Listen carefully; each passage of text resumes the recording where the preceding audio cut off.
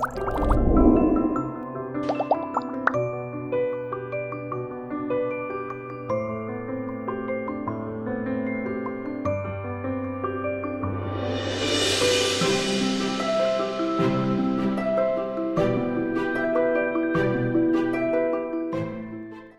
என் பேர் Charles manual.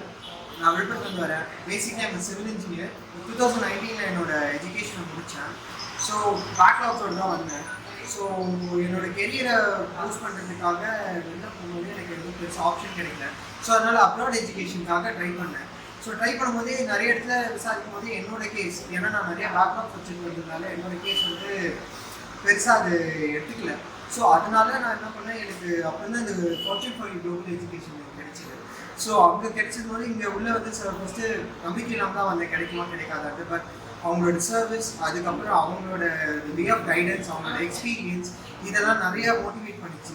எக்ஸாம்ஸ்க்கும் சரி, என்னோட இனிஷியல் எக்ஸாம்ஸ்க்கும் சரி, இன்டர்வியூஸ்க்கும் சரி, அதுக்கப்புறம் வீசாக்காக ஹெல்ப் பண்ணுறதும் சரி, எல்லாமே ஆல் ஓவர் ஹோல் பேக்கேஜாக எனக்கு நிறையவே ஹெல்ப் பண்ணாங்க. ஸோ ஹெல்ப் பண்ணிவிட்டு நான் I got nice university of east லண்டனில் எனக்கு எங்களுக்கு அட்மிஷன் கிடைச்சிருக்கு. And I'm going for the next month. கண்டிப்பாக நீங்கள் இந்த கன்சல்டன்சியை ட்ரை பண்ணணும். And you definitely go to you have to come and try this for your education. Thank you.